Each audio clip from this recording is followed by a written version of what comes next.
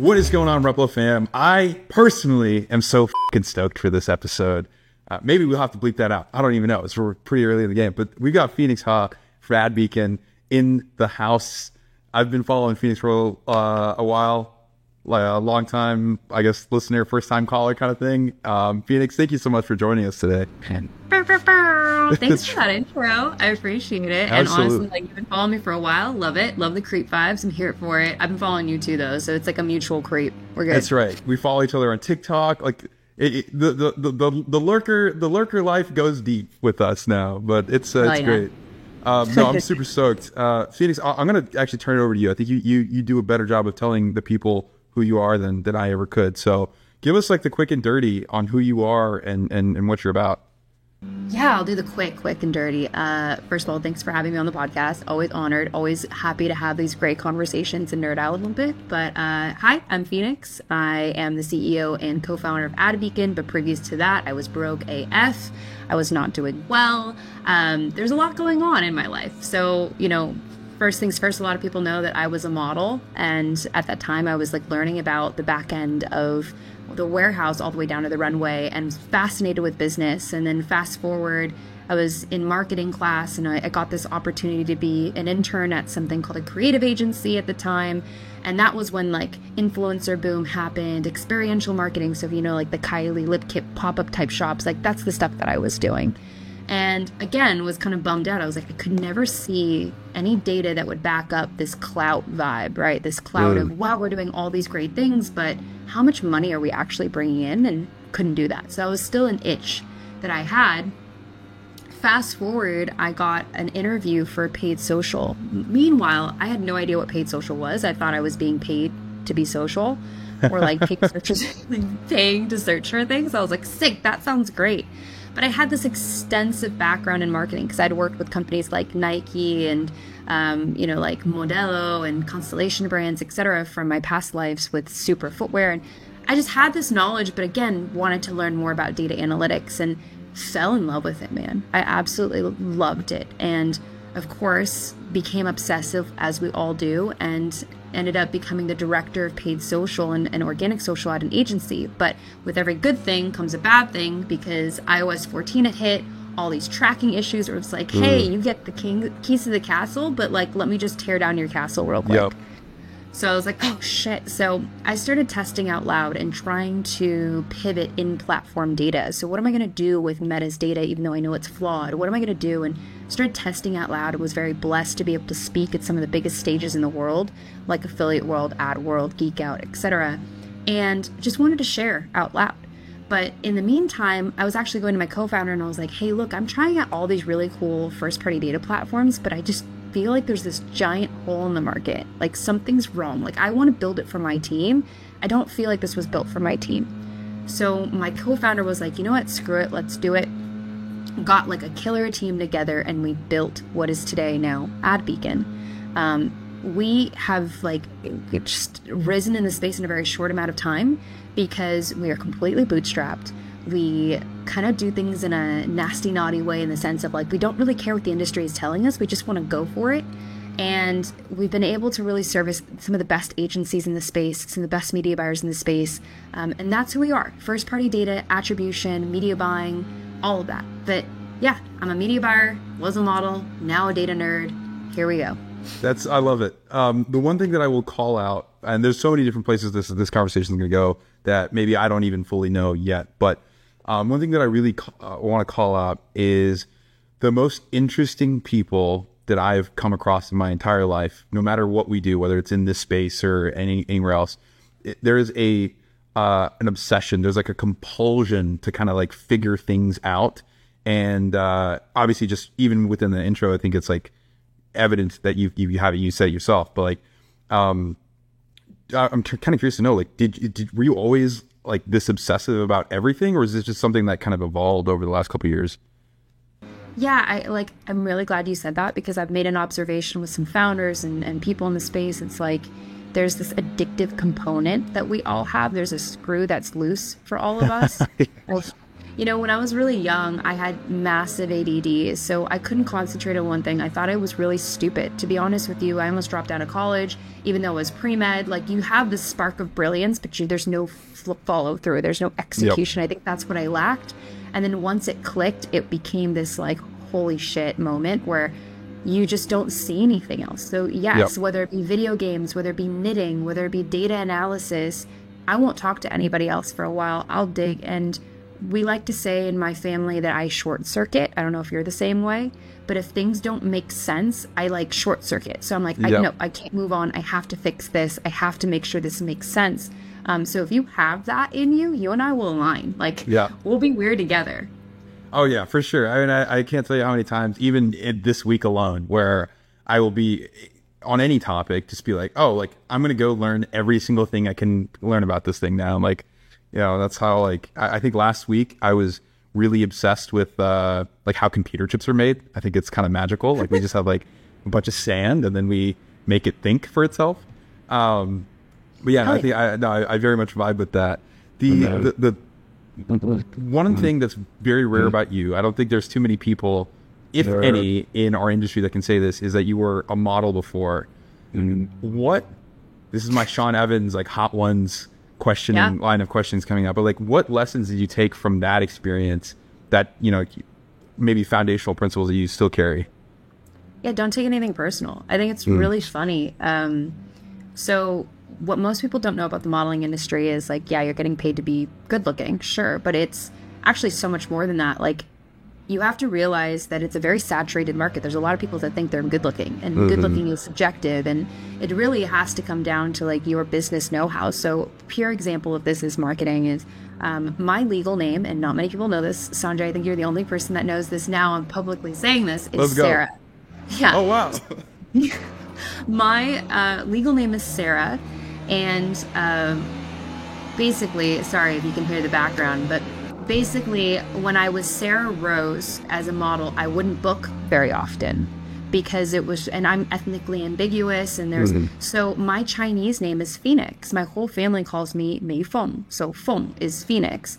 So I changed my name, and immediately the first audition I got, I booked, and I kept booking and booking and booking. The other side to that is invoicing. Like, my mom, I was modeling since I was 7. So my mom was like, you're doing your own invoicing. You're the one that goes up to them and says, you need to sign this. Like, can you imagine how intimidating? Like, a 7-year-old's like, sign my invoice. But what people also don't realize, it was net 90. So you had to work to live. And, when I was in college, I paid for what I needed to pay for because of all the things I'd done since I was 7. It's not that glamorous. So because of that, because of the grit, because you know that you're going to be there from 5 p.m. to 8 p.m. without eating because you don't want to bloat, these are things you just need to do to get things done. You don't have the privilege of going, well, I'm tired or this and that. I think it taught me more of those principles than it did on the fun, beautiful side. Yeah. So it's like that discipline, that grit. You are quite literally built different. And I will say, I have kind of an interesting name. Definitely nowhere near as interesting of stories, but there is something to be said. I mean, it's like the first marketing lesson I think any human being, every human being has, is like, this is who I am, and that's like how you present yourself, or how you, like, the rooms that open up just from your name alone is it's such a great insight. I think that's so fascinating. Thank you for sharing that that note with me. All right, so let's dig in a little bit. I'm eternally curious to know the kind of the steps that people take from going from, like, okay, I'm getting paid to be social, all the way to speaking on, like, an affiliate world stage. And that for me is like, that's like Super Bowl stuff. I nerd out about this stuff. I watch every affiliate world, video I can on YouTube, or, pay for the access. I've got subscriptions to Geek Out the wazoo. So what were you, like, ingesting? What were you building in yourself during that, like, kind of scale up period? Like, what's compounding there? Dude, it was the wildest 2 years of my life. Like, you did this in 2 years? I did this in 2 years. So keep in mind, I started media buying right during COVID. Okay. That was the first time I started media buying, and, like, I started learning, like, of course everyone, so the reason how I learned all this, let me just, like, take it a few steps back and we can kind of get nerdy with it again. Like I said, the reason why I got really good at my job was because I found out all the mistakes everybody else was making. Which I always say, people who are getting into media buying, work at an agency and just be a grunt. Start to outwork everybody, because you're either going to push people up or push people out. Like, I always believe in that. Push up or push out. And if you push out, they were never meant to be there to begin with. Right. So I was doing that, and I realized, like, whoa, people are sending traffic to the wrong domains. Holy shit. Hey, they're like, the formats for every single ad are exactly the same because you're lazy. Let's fix that. Like, I like to do things right. So because of that, I took the same mentality in, being able to be on stage at AdWorld. So originally it was AdWorld, which is a digital, like, online. And I was with Molly Pittman, Seth Godin, Jim Quick, right? And I'm like, I don't know who any of these names are. So I wasn't ready to be intimidated yet. And all I knew is this going to be a really good presentation? How do I want to learn from this? How is this palatable? Well, I know people like to understand things in threes. So, step 1, step 2, step 3. So because of that, I created a methodology of the 3-3-3, which is like you have 3 strategies, 3 goals, and then you have 3 strategies under each goal to execute. So there's no way for you to fail. And people really resonated with that. And I also believe you always need case studies. So with that framework, I brought it to AdWorld, ranked really high the first year. And I was like, oh, shit. And then they're like taking me to Affiliate World. Again, you're over here, Sanjay, just like nerding out. I don't know anybody. I have this beautiful position to not know anybody, but I'm going to Dubai. Right. And anyone who knows like Jason Akatif, who's like one of the biggest names in that space, I'm on a plane with him in the back drinking espresso martinis. He has no idea who I am. I have no idea who he is. Find out we're both speakers. We became really good friends. He takes me under his wing, and I just find out about everyone. And because of that, the pressure was off, because I knew all I wanted to do. And I think this translates to you as, your role and my role. In the end, if your goal is clear, you just want to help people, you want to do what's right, then everything else will fall into place. And within that time span, I was able to grace some of the biggest stages. I was able to be on main stage at Affiliate World, going to Affiliate Summit West and speaking there in February. And I take all of these as such blessings. But if you're going to be able to be on that stage, you better honor it with everything. You better really put some work into the presentations. That's where my head was at. My head was not at, holy shit, I'm the best, because I always believe I'm not. I think it was like, holy shit, I have an opportunity to say something. So yeah. Yeah. And people are paying tens of thousands of dollars just to get in the room, let alone, traveling all over from the world. So yeah, I mean, the pressure's on, but I do love the perspective of like, if I'm going to be here, like, I'm going to help. And I think it's one of the reasons why I think you and I get along so well, is like, that's a kind of a core principle I think we share. And it's so refreshing to have that. 'Cause like, there are plenty of like hucksters in this industry that are just trying to like grab your money and like run, maybe unintentionally, but like that does happen. And it's always so refreshing. I can count on maybe like one hand of people that I know that have this kind of like default, like, I want to help mentality. And you're definitely at the top of the list there. So it's fantastic. I'm so fucking jazzed right now. All right. So let's get into the nuts and bolts of this. We're recording this on October 9th. We're about to enter Ecom Super Bowl for the year. We spent a lot of time on this show talking about like landing pages, conversion rate optimization, what happens when people get to the page. And obviously there's some level of like sequencing funnels and things like that. But, most relationships with customers start at the ad level. So what's like the kind of the default first principle stuff that you kind of implement when you're working with somebody and saying, hey, I'm going to grow your business. This is how we're going to go about doing so when you're looking at ads specifically. Yeah, I think first and foremost, like, let's just have a really sobering conversation. When I'm a media buyer all the way to being a service provider in SaaS, I ask the very frank question of like, do you make decisions off of data you can't prove? And everyone goes, no, of course not. I'm like, okay, well, what's the data that you're utilizing? And they're always like, well, this or that. And usually it's in platform, like what Meta's telling them, Google's telling them. And I have to have that rude conversation of like, okay, well, that's biased data. And I think the first thing before I even take a client on, or first thing before I even give advice, which is something I love to do if you even ask me for it, is, okay, look, like, I don't feel morally sound pressing buttons and saying, let's spend more money in a direction, not knowing if that's really helping or hurting your business. That's a problem, because what I would, with Ad Beacon, I'm able to look through and decipher how much revenue is driven from a channel with a tangible, like, click, order, journey, everything. I know the first and last name, I know the revenue, the products that they purchased, etc. I feel a lot more confident scaling that than I do with this fictitious number. And when I dove in and when you look at view versus click, and for those who aren't familiar with attribution, it's just basically this concept of who gets credit for a sale within a given amount of time. So let's pretend in 7 days. Often Meta will attribute 60% of the revenue that they report to you with 1 day of viewing your ad. And then the other 40% is within clicking, which is a tangible action. We don't know what a view is. A view could be a side eye, it could be my grandma on the toilet. Like, you just don't know. And to me, does that mean that it has impact? Of course it probably does, but I can't prove it. So I start at the bare bones there, Sanjay. I'm like, this is why I created Ad Beacon. You might not need that specific platform, but at least have some first party data integrated with your ads before you even start spending money, especially in like the hundreds of thousands, if not millions a day or month. Got it. Okay. There's so many different ways we can go. I definitely want to dig into attribution. Gosh, where do I want to start? Where do I want to start here?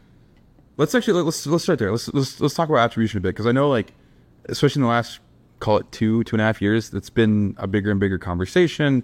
There are a lot of pundits, with their own unique perspective.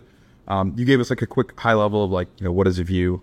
Obviously, the click is real intent in comparison to a view. What are some of the, like, common, like, maybe misconceptions as far as, like, attribution is concerned? I think they're suspicions and they're not misconceptions. I'm just here to validate them. So, like, a lot of people think attribution is BS. And I will say, yeah, attribution is BS depending on which one you're following. So there's two different forms of attribution. There's view and there's click. I don't think view is necessarily bullshit. Sorry, I'm going to curse. I just think that I've been doing this. You're good. There we go. It's not something you can make valid decisions off of when it comes to, making decisions, optimizations, unless it's like a video ad and you want to know view metrics. Let me just make that common misconception. I got you, Sanjay. View metrics versus view attribution. Those are two very different things. View metrics are things like thumb stop ratio, hook rate, which is synonymous, or like I viewed an ad within a certain amount of time, which can give you an understanding of how qualified that audience is in terms of engaging with that ad. But keep in mind, just because your grandma really likes to watch your ad doesn't mean grandma's ready to buy. That's why I like conversion data. View attribution says that this channel gets credit for the sale. Okay? And we're not going to do that based off of views. We're only going to do that off of clicks. So I think that is the first misconception.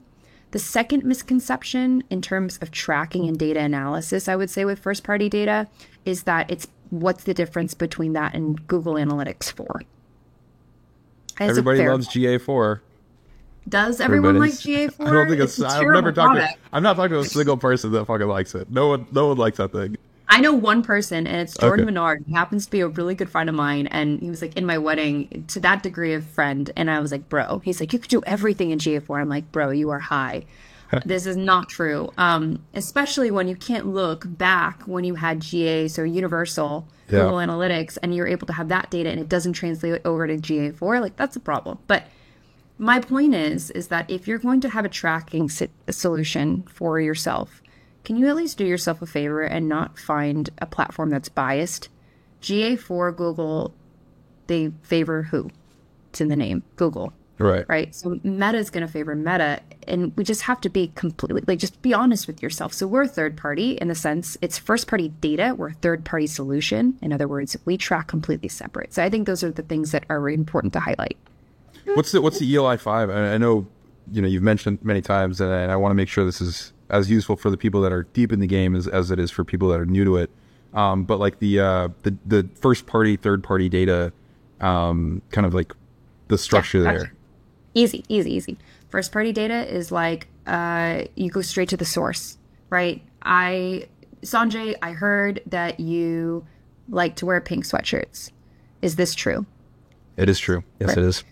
Now, third party data is me calling your mom, who then calls your dad, who then calls your brother, who then tells me, yes, Sanjay likes blue sweatshirts, right? So it's this game of telephone. Sometimes they get it right, sometimes they get it wrong. Now throw in like data privacy, security, all these things are going to be like, I would say, blocks in the road, like hurdles, and you're not necessarily going to get the full picture. So consider first-party data platforms like AdBeacon, the one-to-one connection, and consider like Meta, Google, Pinterest, all of those, a game of telephone, and them telling your Shopify store how much money they made you. It doesn't matter because at the end of the day, Shopify numbers or WooCommerce, BigCommerce, that's what you put in your pocket. So rather than do like this BS circle, I'd rather just go directly to the source. Got it. Perfect. That was probably the best explanation. Game of telephone.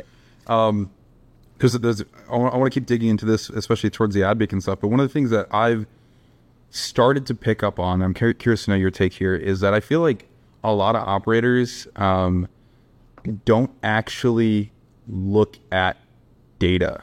They say they do. They say they're data driven, but my hot take is that like most people, by nature of bandwidth constraint, let's say like that's like the only reason, but they're not actually like looking at the data critically enough. Is that something that you're seeing? Is that something you would agree with or disagree with? I think it's the greatest hot take ever. There's like two sides, right? You've got like, so this is a big reason why we don't go after brands. And that doesn't mean that it's not powerful for brands. It just means we're not the right ICP. Like that's not our ICP. And let me clarify. So who are the people that are diving into the data the most? The tacticians, the people, the media buyers. This is their bread and butter. This is what they love to do. Versus an operator needs to make sure all other facets of the business are sound. So yeah, it's part bandwidth. It's also part fatigue. Like you do something enough times the right way, you're going to think that's the manuscript to doing it well every time. So why go extra steps deeper unless you're trying to recover, unless you're trying to fix a problem that just suddenly erupted? Very seldom do you find operators that try to find solutions before problems even occur. Usually it's a reactionary type of scenario. Even in my position, sometimes it's difficult. You can't foresee everything. But I would say, it just comes with the business. So if you're an operator who is not doing the direct media buying, which I always suggest if you get to a specific level, make sure that person that is looking at your data analysis is like obviously anticipating and wants to push the threshold. So then you don't have to be responsible for that. You can look at the big picture to push the business forward. Got it. Okay, so kind of transitioning into like the AdBeacon world, I know like this is a tool that's primarily aimed at agencies. I would imagine that there's still quite a bit of education that you would need to do to make sure that they are understanding how both to get value out of your tool, but also how to think about these things broadly. Like what kind of education do you typically end up having to give to these folks? 110%. Like we always have to have education. So taking a few steps back, like we were idiots. We're like little babies and infants just running and trying to like, in the beginning, we're like, anybody and everybody with a credit card. Yeah. Like buy from me. And then we quickly realized like our churn was super high with brands for the reasons that I was just saying. And then agency stayed. And so we poured into agency support. So we have independent Slack channels with every single agency. We have an account rep that is a media buyer for every single agency. So they're not just talking to some guy, some girl, they're talking to somebody who understands. And then the next step is we have a lot of videos, a lot of how-tos, and even built into the platform, there's this like little question mark that I personally wrote every single piece of text in there. So if there's a typo, it's mine, that talks about everything that says, how do we track? What is the data efficacy? And then there's a second tab that says tips and tricks, what to do next with the data. And then a third tab that has videos on how I've used this to scale brands. So, we really are there for them. And then again, if they ever want to get on a call with us, we have team calls, we update them. And the last component is community driven. So we are the base level. Like AdBeacon is the base level in terms of what we provide. And then everything else in terms of feedback, what the requests are, we are open in terms of our dev roadmap. So we send it over to all the agencies in our Slack channel and we say, hey, this is what's coming. Let us know what you want next. We'll do a vote. And then it's all out there in the open. There you go. That's fantastic. If I'm an agency listening to this and maybe like earlier it doesn't really matter, but if I'm an agency listening to this and I'm trying to find some alpha in terms of like where to scale, how to scale, et cetera, like what that's a very, very broad question. And I recognize that it's a broad question, but curious to know, like, what's like the checklist? What's the rule of threes that you kind of hit them back with? Yeah, great question. So like, I wanted to go ahead and dive in deep. We have like this audit feature we just released, which basically does a full analysis of that brand from the start, from the get-go. So like, let's just say, Sanjay, you're my prospect. So I'm going to plug you in, and I'm actually able to analyze through RFM, which is this, it's basically a Peter Fader. Hey, Peter Fader in the chat. Peter I've Fader. got customer centricity on that bookshelf right over there. Hell yeah. So we have RFM for people who don't know. It's a scale. It's basically a scoring system of your customers between a score of 1 and 5, 1 being the worst, 5 being the best, in 3 categories: recency, frequency, and monetary. How recent do they buy? How much do they buy? And how frequent do they buy? So in that, we do an analysis there, and we see the percentage, and then we show you, where are you losing money? These people. And where are the best people? Right here. So immediately, that's a strategy. Ignore these people, re-engage with these people. Easy, low-hanging fruit. The next step is we look at your products, and we understand the full customer journey in terms of LTV. So we know that people who buy, for example, that acquisition.com hat that you're wearing have a higher LTV than those who buy that sweatshirt first. And then we tell you what the next 2 products that they buy are and how long it takes for them to convert between the 2 or 3 products. So now you have another strategy right there, low-hanging fruit. Then we go back down and we look at by coupon code, we look at everything. So we just deduce down and we say, what's the low-hanging fruit just to begin with? And we formulate it and we show that to our client. So that's the first thing you do. Then if we want to get a little bit better, I say, okay, I want to understand which channel drives people to find out about me and which channel helps me convert. So that's your first click and your last click attribution, and we break it down for you across all channels, and we show you a revenue attached to first click versus last click. So I like to use the example of Meta because everyone hates Meta and it's hilarious. So if Meta is terrible first click and if Meta is terrible last click, you would assume you would turn off that channel. So I always say put it into linear, because linear basically tells you across all the clicks how much revenue. So if you had 4 clicks, 2 Meta, 2 Google, 50% goes to Meta, 50% goes to Google. Okay. What if Meta was all the clicks in between the first and the last click? So now you're chopping off your legs. So we can give you a revenue number in linear, and then you can say, okay, $15,000 is linear attributed to Meta. Is that worth turning off and reallocating elsewhere? And now you can make decisions based off of hardcore data versus like this fluffy feeling on the inside or this, wacky women's intuition. That's Ali won't. You're welcome. Yeah, you know what? I won't even. I'll keep going. I'm gonna be laughing about that for a while. I'm fucking lost now. You're welcome. I got you. So, one of the things you said at the very beginning, like the one of the first low-hanging fruits, this exercise of like actually identifying your best customers, your worst cohort of customers. I have like one fun anecdote. Last like big job that I had, I got fired, and the same day that I got fired, I ended up getting cigars with the guy named Michael who runs Atlas Coffee Club, and he's like the 10th largest shipper of coffee in the world at this point. Massive company out of Austin, Texas. Decent coffee, pretty good coffee.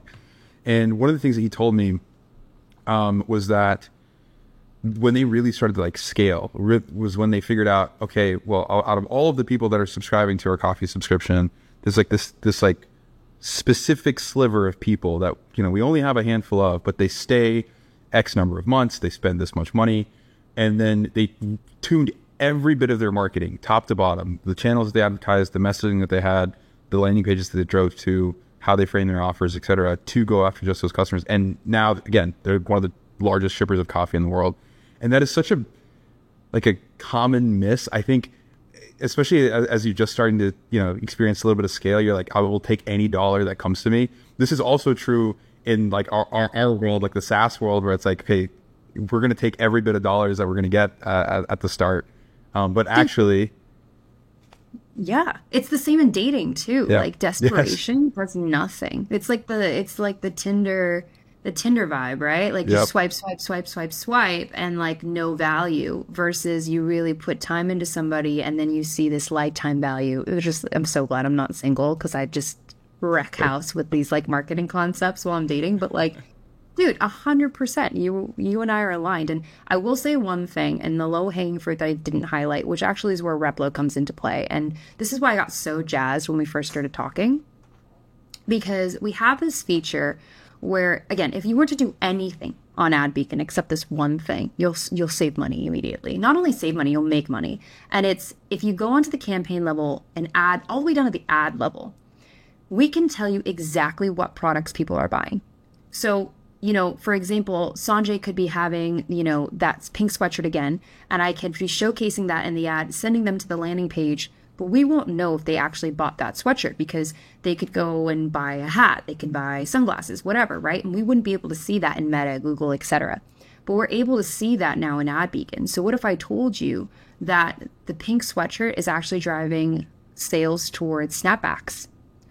And now Replo is able to create landing pages. You're able to create landing pages that optimize for snapbacks, but also showcase that pink sweatshirt. And you can either do a bundle deal. You can, you know, there's so many ways for you to reduce the amount of clicks, increase conversion, and give people what they want. Yeah. So that's where it's just like a no-brainer where you didn't have access to before. I love it. I appreciate the plug, but like it is. That's true. It's how. You know what I think it is? I think it's like you have a really good ability to kind of storytell on how customers actually shop, right? Like when I'm scrolling through Instagram, I'm looking at like watch ads, for example. I've been on a watch kick recently, and like, okay, one thing catches my eye, then I'm going to go look at the rest of the collection. I might leave with a totally different watch. That's a regular human being experience. And I think we as marketers get so kind of linear or tunnel vision on like, it's just got to optimize this one little thing because it's, you know, you're not seeing the whole picture. And I'm kind of curious to hear your take on this. As you're building AdBeacon, you're building these tools to help people sell more stuff on the internet more profitably. Like, where do you layer in, or how are you like layering like customer empathy like in that journey? Like, how are you like from the tools that you're building, the way that you're showcasing data? Like, how's that, like, if there's like a way that you're kind of like communicating, like, hey, here's how you should be empathetic to the people that you're selling to? I'm a firm believer in never telling people what to buy, just listening to what they buy. So it's like, you know, that concept of mirroring in general, like when you're speaking to people or like networking or whatever, it's never about you, it's about them. And I think about like my sister-in-law, who's a shopaholic, who is like chronically in the add to cart and never in the checkout, right? And I think about her and I ask her, like, why aren't you checking out? And usually she goes, I don't know. I'm looking for other options. And then I ask her, why are you looking for other options? She goes, I'm looking for the cheaper one. I said, okay, well, what if I told you that this was a family-owned business and that they, you know, are refugees, whatever. I'll give her a backstory. She goes, oh my God, I want to support them. So it has nothing to do with the product. It has to do with the people behind it, the story behind it. So I can't really do much in a SaaS platform perspective other than try to push forward that the story is more important. And that's what we do in terms of like when we do a data analysis of UGC, founder-led ads. That's why I think like these conversations with people like yourself or like podcasts or webinars, I'm trying to bring color behind the black and white data. Your data should be black and white, and then your marketing should be the color.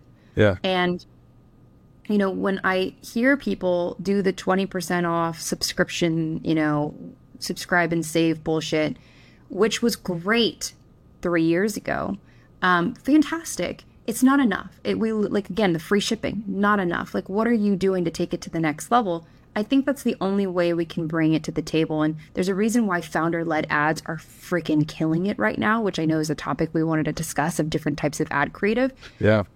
But it makes sense. Like, let's get back down to it. There are so many sweatshirt brands. Why is it that everybody wears Dad Gang, Carte Blanche, all of the above? Because we believe in the people behind the ad, like the brands. Why do you think AdBeacon is where it's at today? And not to toot my own horn, we don't do paid advertising. I think we only go after our own keywords or like our own branded name.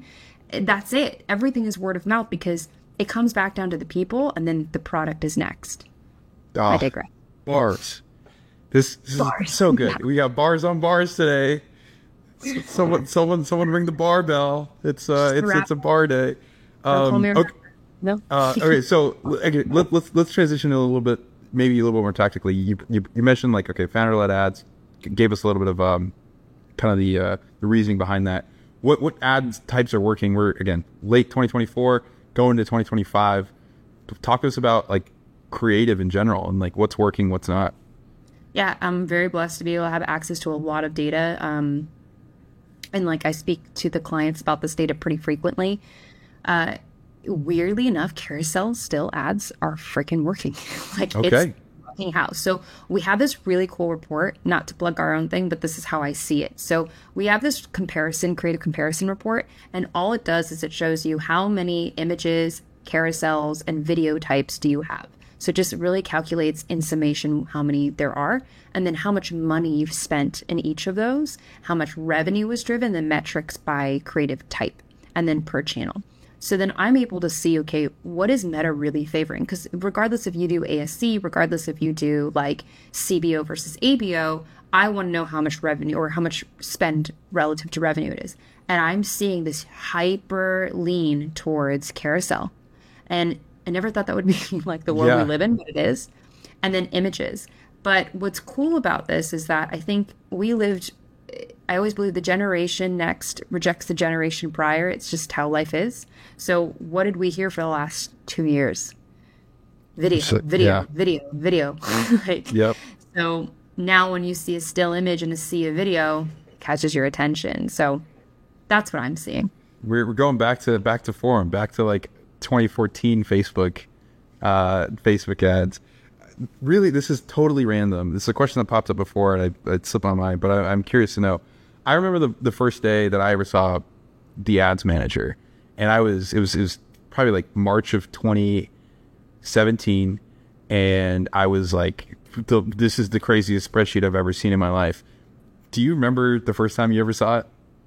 Oh my God, dude, this is such a great story. Okay, you ready for this? I actually did a TikTok. Just a little heads up to you. I don't know if you know this. Like, I created a TikTok during COVID. I was laid off from a job. I have a really wild story. We don't have to get into it right now, but I got laid off and I was on the phone with my now husband. I literally hung up on him because I just had this wacky idea to film a TikTok, and then it went viral.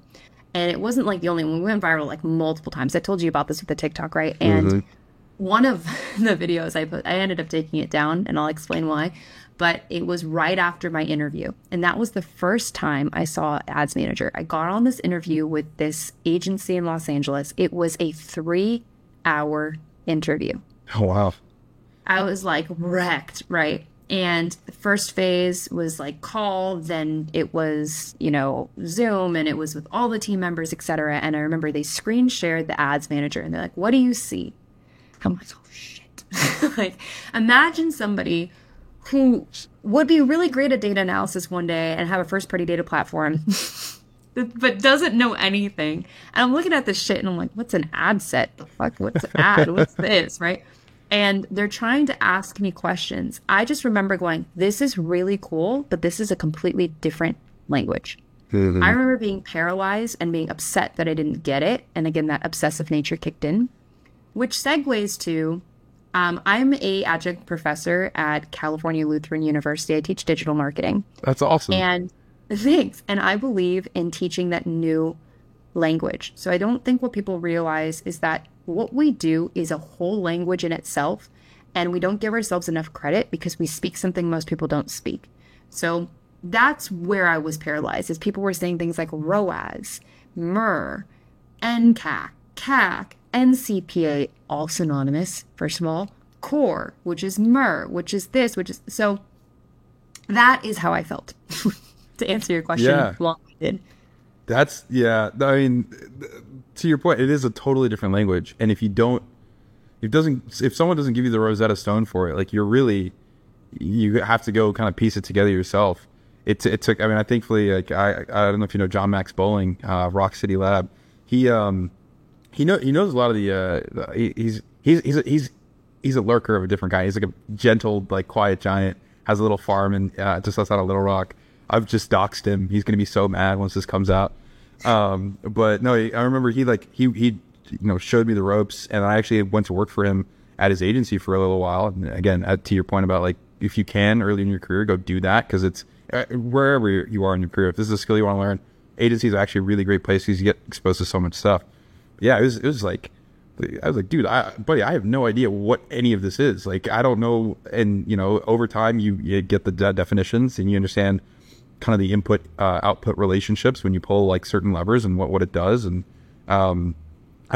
being a professor teaching this in a kind of a collegiate environment, I know in my marketing classes, we never really talked about digital advertising. We had like some PR classes, we had like consumer psychology and stuff like that, all very useful in their own right. But this like digital marketing was just not a thing that people talked about. So like, I'm kind of curious to know what the questions the students come up to you with when you're going through all this stuff with them. I think the first is like, so when you have to remember, like when you were in college, all you're thinking about is how am I going to make money? Yeah. And that's always the question is like, how am I going to make money? And I'm like, if you shut up and listen, I will show you how to make money. And I always tell them too, like, you might not love media buying at the end of this, but every single principle I'm going to teach you applies to every part of your life. Every part of your life. Like, and I also, what I really didn't love about college for me, because I did not do well in college to begin with. I almost dropped out. It was a really hard time for me. And then I ended up kind of picking up speed and loving it, which is why I'm trying to give back and teach. And such an honor. But I tell them, I was like, I really didn't like the fact that 90% of my classes weren't applicable to what I could do in the future. It was a lot of obscurity, which I understood was to like stretch your mind, but I needed something tactical. So this course is so tactical. Like we go through the full glossary. I teach them how to set up a campaign, ad set an ad. I teach them if-then statements. I teach them everything, because in the end, regardless, your whole life is a funnel. There's a lot of people who don't know about you. And how are you going to get them to keep knowing about you? And how are you going to get them bought in to who you are and re-engage with them constantly, right? It's the same concept. So that's what I tell them. And then I think the next question that they ask me is like, why don't more people know about this? And I go, well, there's your upper hand. Do you want more people to know about this? Like, the dumbest question. There are stupid questions. How did you know? So like, no, yeah, I think the first is how do I make money? And the second is like, whoa, how do people not know about this? I'm so curious. I want to go follow all your students to see what they end up doing. Like, even if you take this to you go work at some accounting firm, right? Everybody needs new business at some point. Every business needs new business. Like there's plays to be made there on the service side. If you go run a gym, I'm wearing Alex Hormozi acquisition.com hat. Obviously, a little biased in that particular example, but it's so fascinating. Like my drinking buddies and I, honestly, like every now and then I'll like explain to them sort of what I do and some of the things that I see, and they're like, wait, what? Like, how does this work? And then, you know, like next thing you know, I'm like helping a buddy set up roofing ads for his roofing company. And it's just, it's applicable to everybody. And I will say we are lucky in the sense that like we get the skills, or we get to be in this community and we get to work on this. You know, I know we're coming up on time, but like couple really quick things. Like, if you could go back to the start of your career, would you do anything differently? No. Okay. No. I think that, you know, I alluded to this before, but like I lost everything. I don't even know how long ago now, because everything's been a blur. I lost everything. I'm also a Christian. So for me, like, I have the standpoint of like everything happens for a reason. And I believe that you take two paths in life: the self-deprecation, woe is me path, and then just the survive path.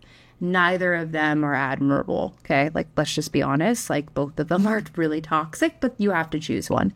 And, I lost a business that I had built with my basically ex-fiance overnight. There was a shooting at a bar called Borderline. I had a business out of that bar. I left 2 hours before the shooting happened. 12 people died that night. And it was an active crime scene. So all of our equipment, obviously, we couldn't get to. There were dead bodies. And then 3 days or 2 days later, the Thomas fires happened. And a lot of people lost their homes. They had to evacuate. My then fiance had a mental breakdown and never saw him again. Well, I did see him, but then we broke up and I never saw him again. So my whole life was wrecked and I was broke, and I moved back in with my mom, and I think that if it wasn't for those really silent, sobering moments, I wouldn't be here today with so much gratitude.